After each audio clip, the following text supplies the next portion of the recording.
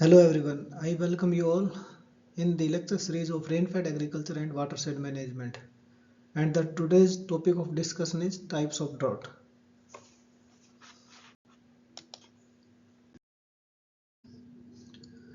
अब बात करते हैं ड्रोट की। तो ड्रोट क्या होता है? एक नेचुरल डिजास्टर है जो एक लंबे अंतराल तक कम बारिश के होने के कारण उत्पन्न होती है। और जब कम बारिश होती है तो वाटर की स्कैर्सिटी हो जाती है और इसका एग्रीकल्चर पर बड़ा सिग्निफिकेंट फर्क पड़ता है। और जब एग्रीकल्चर पर सिग्निफिकेंटली इफेक्ट पड़ेगा तो देश की लाइवलीहुड पर पड़ेगा, क्योंकि आज भी देश की लगभग 60% जनता अपने भरण पोषण के लिए कृषि पर निर्भर रहती है। और जो इरिगेशन कमीशन ऑफ इंडिया है वो ये कहता है कि ड्रोट वो सिचुएशन है किसी एरिया में जहाँ पर जो एनुअल रेनफॉल है वो टोटल रेनफॉल के 75% से कम होता है। तो अब जिस एरिया में 75% से कम बारिश होती है उस एरिया को हम ड्रोट एरिया कहते हैं। तो इसको अगर ड्रोट एरिया को डिफाइन करें तो वो एरिया जो ड्रोट को एक्सपीरियंस करता है या जहाँ ड्रोट पड़ती है वो more than 40% of the year, यानी जो साल का जो क्रॉपिंग सीजन है उसका 40% हिस्से में अगर बारिश नहीं होती तो उसको हम ड्रोट प्रोन एरिया कहते हैं। अगर सामान्यतः बात करें तो ड्रोट क्या है? ड्रोट पानी की कमी है एक लंबे समय के लिए। इसके बहुत से कारण हो सकते हैं। कम बारिश हो सकती है, ज़्यादा हीट हो सकती है, ज़्यादा सनशाइन हो सकती है जिसके कारण बहुत ज़्यादा इवोपरेशन और ट्रांसपिरेशन होगा, हवाओं की दशा बदल जाएगी और ओशन का तापमान जितना बढ़ना चाहिए उतना ना बढ़ेगा, तो उसके कारण भी ये ड्रोट की कंडीशंस बढ़ती हैं। अब ड्रोट क्या है? एक जगह से दूसरे जगह पर बहुत अंतर होता है ड्रोट के होने का भी, क्योंकि एक नेचुरल फिनोमिना है। तो जैसे डेजर्ट होगी तो डेजर्ट में ज़्यादा बारिश कभी होती नहीं, तो वहाँ पर सीवियर ड्रोट होती है। और जहाँ पर जो ट्रॉपिकल रीजन है, जो हमारे भूमध्य रेखा के आसपास का क्षेत्र है, वहाँ पर बारिश अच्छी होती है पूरे साल और वहाँ सदाबहार वन पाए जाते हैं, सदाबहार वेजिटेशन मिलती है, तो वहाँ पर कम ड्रोट देखने को मिलती है।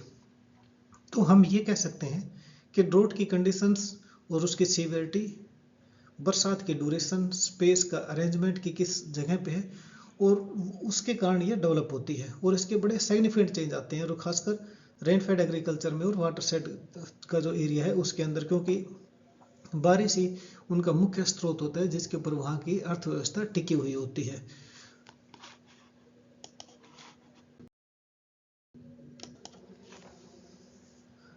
अब ड्रोट के अगर वर्गीकरण करते हैं तो इसको हम 4 मुख्य भागों में बांटते हैं। एक meteorological drought, agriculture drought, hydrological drought और सोशो इकोनॉमिक ड्रोट। तो हम इनको अब क्रमबद्ध तरीके से पढ़ते हैं। मेट्रोलॉजिकल ड्रोट को हम क्या कह सकते हैं? डिग्री ऑफ ड्राइनेस है ये। और डिग्री ऑफ ड्राइनेस किसके कंपैरिजन में? नॉर्मल और या एवरेज रेनफॉल के संदर्भ में, और उसका कितना लंबा ड्राई पीरियड होगा, ड्यूरेशन ऑफ ड्राई पीरियड। इसके आधार पर हम मेट्रोलॉजिकल ड्रोट को अंकित करते हैं, उसका पता लगाते हैं। और अगर मेट्रोलॉजिकल ड्रोट की बात करें तो ये रीजन स्पेसिफिक होती है, क्योंकि वहाँ की एटमॉस्फेरिक कंडीशन, इन्वायरमेंटल कंडीशंस ऐसी होती हैं जहाँ पर जो प्रेसिपिटेशन है, रेनफॉल है, वो कम होता है, जहाँ वेरी करता है। तो इसका मतलब ड्रोट रीजन टू रीजन भी वेरी करती है। अब हम मेट्रोलॉजिकल ड्रोट की बात करें तो ये क्या होगा कि बहुत सारे दिनों तक बारिश का ना होना, किसके बराबर ना होना, उसका जो स्पेसिफिक थ्रेशोल्ड है उसके बराबर ना होना, तो उस बारिश को हम क्या कहते हैं? मेट्रोलॉजिकल ड्रोट कहते हैं। और मेट्रोलॉजिकल ड्रोट जब आती है तो उसके अंदर उसके बहुत से स्केल होते हैं। उसके एवरेज अमाउंट है कि वो मंथली बेसिस पे है, सीजनल बेसिस पे है या एनुअल बेसिस है, तो ये टाइम स्केल के ऊपर भी डिपेंड करती है मेट्रोलॉजिकल ड्रोट। और अगर मेट्रोलॉजिकल ड्रोट की बात करें, जैसे इस पिक्चर में दिखाया आपको, तो मेट्रोलॉजिकल ड्रोट प्रोलॉन्ग पीरियड है बिलो एवरेज प्रेसिपिटेशन का किसी एरिया में। इसके कारण क्या होता है कि जो ज़मीन की उपजाऊ शक्ति है वो काम नहीं करती, क्योंकि बारिश है ही नहीं, मेट्रोलॉजिकल ड्रोट है। और ऐसी जगह पे ये किस कारण से आ सकती है कि डेफिसिट रेनफॉल भी हो सकता है, स्नोफॉल भी हो सकता है, और अदर फॉर्म ऑफ प्रेसिपिटेशन है जो लंबे समय तक उस एरिया में नहीं होती, उसके कारण ये मेट्रोलॉजिकल ड्रोट उत्पन्न होती है। मेट्रोलॉजिकल ड्रोट के होने के कई फैक्टर हैं, जैसे वेदर का है, पैटर्न है, एटमॉस्फेरिक कंडीशन है, और क्लाइमेट में अगर वेरिएबिलिटी आ जाती है उसके कारण भी जो ड्रोट आती है वो मेट्रोलॉजिकल ड्रोट कहलाती है।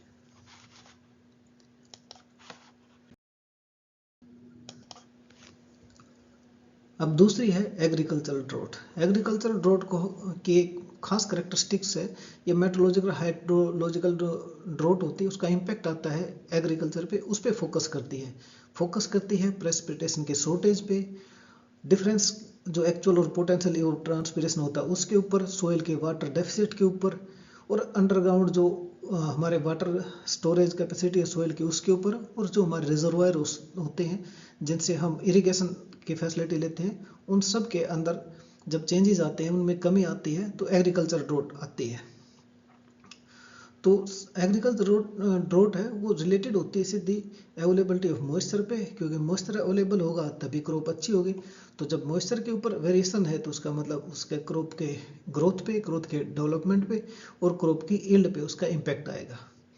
अब जो एग्रीकल्चर ड्रोट होती है वो सोयल मॉइस्चर इनसफिशिएंट होता है कि वो प्लांट की जो लाइफ है उसको सपोर्ट कर पाए, उसके डेवलपमेंट को सपोर्ट कर पाए, और बहुत सी एग्रीकल्चर एक्टिविटीज़ हैं जैसे सोइंग है, इंटर कल्टिवेशन है, इरीगेशन है, क्रिटिकल स्टेज पे अवेलेबिलिटी है, वो नहीं होती, तब उसको हम क्या कहते हैं, एग्रीकल्चर ड्रोट कहते हैं। और एग्रीकल्चर ड्रोट कभी भी हो सकती है, वो इनसफिशिएंट जो डेफिसिट प्रेसिपिटेशन होगा, बारिश होगी उसके कारण, या ऐसे फैक्टर्स जब सनशाइन ज़्यादा हो, हीट ज़्यादा हो, तो इवापोट्रांसपिरेशन बढ़ जाएगा, तब भी आ सकता है। और सोयल मॉइस्चर डेफिसिट जब भी रहेगा सोयल के अंदर, तो इसका मतलब वो फसल के उत्पादन में कभी भी सहायक रोल प्ले नहीं कर सकता। तो एग्रीकल्चर ड्रोट की एक बात हम मोटे मोटे समझें, कई बार ऐसा होता है जो टॉप सॉइल होती है उस स्टार्टिंग में जब सोइंग होती है क्रॉप की, तो अच्छा अवेलेबल मॉइस्चर है, तो क्रॉप का जर्मिनेशन अच्छा हो जाता है, तो जर्मिनेशन अच्छा हुआ, प्लांटिंग के बाद भी ठीक ठाक है, वेजिटेटिव स्टेज में उसका जो मॉइस्चर लेवल है कम हो गया, या उस टाइम भी अच्छा है, तो जब उसकी ट्रांसलोकेशन होगी फूड मटेरियल की वेजिटेटिव से रिप्रोडक्टिव साइकिल में, तब जाएगा। अगर तब भी जो मॉइस्चर स्ट्रेस आती है, तब भी जो क्रॉप की यील्ड है वो ड्रास्टिकली रिड्यूस करती है। तो इस प्रकार जब पानी खेती के लिए उपलब्ध नहीं होता, उस टाइम के ड्रोट को हम क्या कहते हैं, एग्रीकल्चर ड्रोट के नाम से जानते हैं। अब है हाइड्रोलॉजिकल ड्रोट। ये एसोसिएटेड होती है कि डेफिशिएंसी ऑफ प्रेसिपिटेशन, चाहे वो स्नोफॉल हो, वो शॉर्टफॉल कर जाता है सरफेस के ऊपर भी, सब सरफेस के ऊपर भी, और जब सब सरफेस में नहीं होगा तो अंडरग्राउंड वाटर भी रिचार्ज नहीं होगा, जैसे इस पिक्चर में भी हमें दिख रहा है। तो जो फ्रीक्वेंसी है हाइड्रोलॉजिकल ड्रोट की, उसकी सीवियरिटी, वो हम वाटर साइड या रिवर बेसिन के स्केल पे हम इसको डिस्कस करते हैं, इसको नापते हैं। तो जब डेफिशिएंसी होगी लंबे समय तक वाटर की, और हमारी स्ट्रीम्स में फ्लो नहीं रहेगा, नहरों में पानी नहीं रहेगा, तो हमारे जो इकोनॉमिकल सेक्टर है उसको वो ड्रास्टिकली इम्पैक्ट करती है। तो हाइड्रोलॉजिकल ड्रोट को आप ये भी कह सकते हैं कि वाटर की डेफिशिएंसी है स्ट्रीम्स में, रिवर्स में, लेक्स में, अंडरग्राउंड वाटर रिसोर्सेज में। आप हाइड्रोलॉजिकल ड्रोट को ये भी कह सकते हैं कि लंबे समय तक वाटर की अवेलेबिलिटी कम हो जाती है, जिसके कारण जो स्ट्रीम्स का फ्लो है वो कम हो जाता है, लेक्स का, पॉन्ड्स का जो वाटर का लेवल है कम हो जाता है, और अंडरग्राउंड जो वाटर है उसके रिजर्वायर्स हमारे कम होने लगते हैं। हाइड्रोलॉजिकल ड्रोट जो इन्फ्लुएंस करती है वो डिक्रीज इन प्रेसिपिटेशन कारण होती है। जब बारिश नहीं होती तो नदियों में पानी नहीं आएगा, नहरों में नहीं आएगा, तालाब नहीं भरे जाएंगे, रिजर्वायर्स नहीं भरे जाएंगे, तो और उस जगह पे फिर जो फसल होगी, वेजिटेशन होगी, वहाँ तो वाटर की उतनी रिक्वायरमेंट है, तो चाहे मनुष्य यूज करे, चाहे पौधे यूज करे, चाहे जानवर यूज करें, वो तो पानी की जो उनको जरूरत है वो तो पूरी करनी पड़ेगी। डिमांड तो उतनी है और अवेलेबिलिटी कम हो जाती है, और ये इसके कारण जो ड्रोट आती है उसको हाइड्रोलॉजिकल ड्रोट कहते हैं। तो चेंज इन लैंड यूज की, जमीन का हमने जो प्रयोग करने के तरीके वो चेंज कर दिए, वाटर मैनेजमेंट की प्रैक्टिस ही चेंज कर दी, उसके कारण भी हाइड्रोलॉजिकल ड्रोट के चांसेस बन जाते हैं।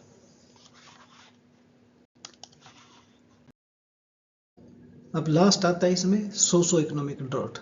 सोशो इकोनॉमिक में आदमी के संबंधित उत्पादन, उसके रहन सहन के में जो कमी आ जाती है, पानी की कमी के कारण, बरसात की कमी के कारण, ड्रोट की उत्पत्ति होने के कारण, उसको क्या कहते हैं हम, सोशो इकोनॉमिकल ड्रोट कहते हैं। तो ये एसोसिएट होती है मेनली सप्लाई और डिमांड के ऊपर। जो इकोनॉमिकल गुड्स होते हैं तो वो इम्पैक्ट होते हैं मेट्रोलॉजिकल, हाइड्रोलॉजिकल और एग्रीकल्चर ड्रोट के कारण, जिसके कारण मानव को, मनुष्य को अपनी आजीविका कमाने में दिक्कत होती है।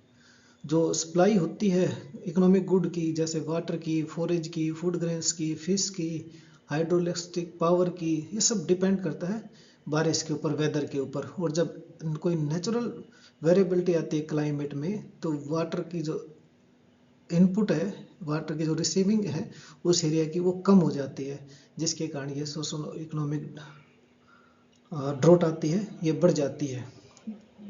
जब आदमी या इन्वायरमेंट, जब उसकी बेसिक नीड्स पूरी नहीं होती, वो क्लाइमेट की वेरिएबिलिटी के कारण या वाटर की सप्लाई कम होने के कारण, तो उसकी सारी आजीविका, अर्थव्यवस्था डगमगा जाती है, जिसके कारण सोशो इकोनॉमिक ड्रॉट आती है।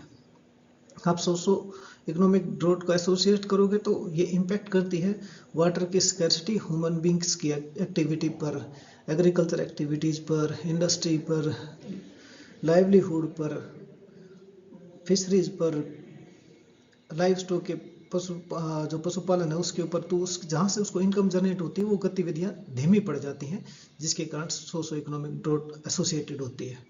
तो अब होता क्या है, जब डिमांड वाटर की एक्सीड कर जाती है, क्योंकि फैक्टर जो इनको वाटर कंज्यूम करना है वो तो उतने ही रहते हैं, चाहे वो एग्रीकल्चर हो, चाहे इंडस्ट्री हो, चाहे डोमेस्टिक वाटर यूज हो, चाहे इकोसिस्टम को पानी की जरूरत हो, वो सेम रहती है। सप्लाई तो ज़रूरत तो, लेकिन जो बाहर से आना है, सप्लाई होती है, इनकमिंग होती है, वो वाटर की डिक्रीज हो जाती है। तो सोशो इकोनॉमिक ड्रॉट है वो इकोनॉमिक लॉस की तरफ जाती है, और ये ऐसा हालात बन जाते हैं कि वाटर की रेशनिंग करनी पड़ती है, पानी के ऊपर बंटवारे के ऊपर कॉन्फ्लिक्ट्स हो जाते हैं, और सोशल डिसअप्शन होता है।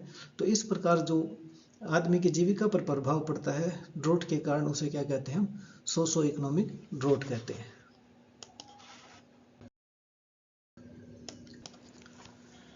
अब कई बार कुछ और डिस्कशंस आते हैं जिसके आधार पर हम ड्रॉट को डिस्कस करते हैं, तो हम उन बातों को भी डिस्कस कर लेते हैं ड्यूरेशन के आधार पर, जो ड्रॉट की क्लासिफिकेशन होती है। अब ड्यूरेशन का मतलब कितने लंबे समय तक, कितने लंबे समय तक सूखा पड़ता है, वो कुछ हफ्ते से लेकर कुछ महीने तक हो सकता है, और महीने से लेकर साल तक हो सकता है। जब कुछ महीने तक होता गया, नहीं हम ये कह सकते हो एक दिन से लेकर 6 महीने तक होती है, उस ड्रॉट को क्या कहते हैं, हम शॉर्ट टर्म ड्रॉट कहते हैं। और जब 6 महीने से एक्सीड कर जाता है पीरियड, तो उसको हम क्या कहते हैं, लॉन्ग टर्म ड्रॉट कहते हैं। अगर हम शॉर्ट टर्म ड्रॉट की बात करें तो टेम्परेरी लॉसेज होते हैं सोयल मॉइस्चर में, जबकि लॉन्ग टर्म ड्रॉट आ जाती है तो परमानेंट डैमेज हो सकता है इकोसिस्टम का, ग्राउंड वाटर डिप्लीट हो सकता है, और जो क्रॉप है वो कम्प्लीटली फेल हो जाती है इसके अंदर, जब आपकी लॉन्ग टर्म ड्रॉट आती है। दूसरी बात है इंटेंसिटी की। इंटेंसिटी का मतलब कितनी तेजी के साथ, कितनी क्रूरता के साथ जो ड्रॉट आती है। तो उसके बहुत से इंडिकेटर्स हैं इंटेंसिटी की, कि प्रेसिपिटेशन बहुत ही कम हुआ, सोयल मॉइस्चर बिल्कुल खत्म होने की कगार पे आएगा, स्ट्रीम में जो फ्लो है वो बिल्कुल कम हो गया, रिजर्वायर का लेवल कम हो गया, ग्राउंड वाटर है वो नीचे चला गया, तो इस प्रकार ये ड्रॉट की इंटेंसिटी बढ़ती है, तो मिल्ड टू एक्सट्रीम जाती है, बहुत कम से बहुत हद तक। अब इसकी इंटेंसिटी का भी एक बड़ा प्रभाव पड़ता है। जहाँ मिल ड्रॉप आती है वहाँ क्रॉप की इल्ड रिड्यूस हो जाती है, फायर के रिस्क बढ़ जाते हैं, लेकिन जहाँ पर एक्सट्रीम ड्रॉट आती है वहाँ पर क्रॉप पूरी तरह फेल हो जाती है, और पानी की किल्लत हो जाती है जीवन यापन तक की। तो पानी, पीने का पानी है वो भी अवेलेबल नहीं होता, तो उस ड्रॉट को हम क्या कहते हैं, एक्सट्रीम ड्रॉट की श्रेणी में रखते हैं। उसके बाद स्पेटियल एक्सटेंट। स्पेटियल का मतलब सीधा कि जोग्राफिकल एरिया, कोई भूमि का भाग। जब कोई जोग्राफिकल एरिया इफेक्टेड होता है उसको हम क्या कहते हैं, स्पेटियल एक्सटेंट ऑफ ड्रॉट कहते हैं। और इसका जो एक्सटेंट होता है वो एक छोटे से रीजन से लेकर पूरे संसार में तक हो सकता है, उसका स्केल पे डिपेंड करता है कि कितने क्षेत्रफल में वाटर की शॉर्टेज हुई। एग्जाम्पल मान लो कोई छोटे एरिया में ड्रॉट है, तो एक कोई स्मॉल कम्युनिटी, स्मॉल विलेज, कोई डिस्ट्रिक्ट इसकी चपेट में आता है, कोई स्पेसिफिक सेक्टर प्रभावित होता है। जबकि अगर ग्लोबल ड्रॉट आती है तो मल्टीपल कंट्रीज में आती है, मल्टीपल रीजन में आती है, तो बहुत सारा इकोनॉमिक लॉस होता है इसमें। तो इसे क्या कहते हैं, हम स्पेटियल क्लासिफिकेशन ऑफ ड्रॉट कहते हैं। उसके बाद आती है फ्रीक्वेंसी। फ्रीक्वेंसी कि कितने दिन में आती है, कितने साल में आती है। तो बारिश की जो कमी है वो किसी रीजन में कभी महसूस नहीं होती, कभी आती है तो बहुत थोड़ी आती है, और कभी जो अपने डेजर्ट है, सहारा है, इस जगह, ऐसी जगह पे अपना थार का मरुस्थल है, वहाँ पर बारिश होती ही नहीं, तो वहाँ पर जो फ्रीक्वेंसी है वो रेगुलर है। तो इस आधार पे हम जो ड्रॉट को दो भागों में बांट सकते हैं, रेयर टू कॉमन। तो एक रेयर है, एक कॉमन है। अब इसका प्रभाव बहुत पड़ता है। जहाँ पर रेयर होते हैं ड्रॉट, यानी जहाँ कभी ड्रोट आई नहीं वहाँ एकदम ड्रोट पड़ जाती है। तो लोगों को तो तरीके नहीं पता कि ड्रोट कम होगी तो कैसे कौन सी वैरायटी बोनी चाहिए, कौन सी एग्रीकल्चर प्रैक्टिस करनी चाहिए, कैसी कैसी इनोवेशंस हुई हैं रेड इलाके में, उनको नॉलेज नहीं। तो वहाँ पर डैमेज होने के चांसेस ज़्यादा होते हैं। जबकि जहाँ ड्रोट फ्रीक्वेंट है, कॉमन है कि आती आती है, तो लोगों ने वहाँ अपने आप को डेवलप कर लिया होता है, उन्होंने रेजिलेंट स्ट्रेटजीज के ऊपर काम कर लिया होता है, उनके पास क्रॉप्स ऐसी होती है, उनकी एग्रीकल्चर प्रैक्टिस ऐसी होती है, उसका मैनेजमेंट ऐसा होता है, क्रॉप का सोइंग टाइम अपना एडजस्ट कर लेते हैं, उसकी हार्वेस्टिंग के ऊपर फोकस करते हैं। तो उनके पास ऑलरेडी ऐसा माइंड सेट है कि जहाँ कॉमन ड्रोट आती है उन लोगों को अमूमन कम नुकसान झेलना पड़ता है, जबकि कभी जहाँ ड्रोट नहीं पड़ती वहाँ एकदम ड्रोट आ जाती है तो उन लोगों को ज़्यादा नुकसान सहन करना पड़ता है।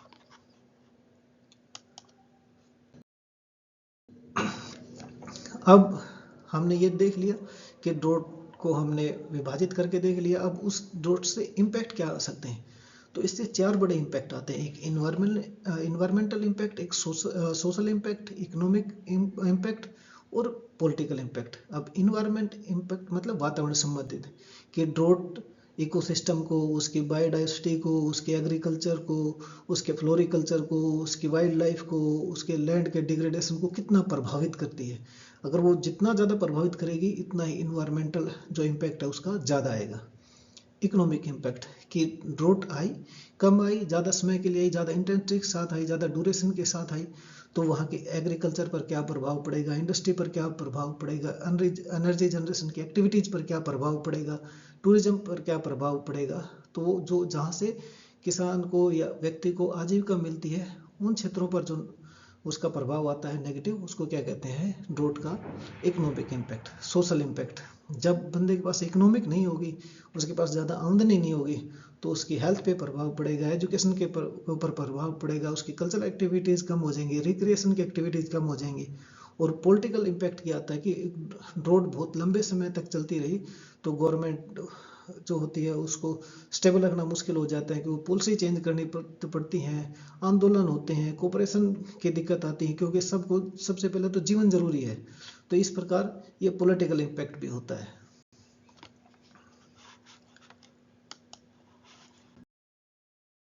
तुम भी रास्ते में मेरी तरह खो गए होते, भूल कर भी जो मेरे हम सफर हो गए होते, ये जो जिंदा नजर आ रहे हैं सच में फरेब हैं, तुम मेरे होते तो चांद झोली में गिर गए होते, इस चेहरे की सूरत और लाजवाब होती, मेरे इश्क के रंग इस पे अगर चढ़ गए होते, ये लोग जो तेरी जान के दुश्मन बने फिरते हैं कब के मेरे तीरों तलवार से मर गए होते, हर किसी को मुकम्मल जहां नहीं मिलता, तुम होती तो बेमाही हम सब्र कर गए होते। तो रेनफेड एग्रीकल्चर और वाटर साइड मैनेजमेंट की श्रृंखला में हमसे जुड़े रहने के लिए धन्यवाद।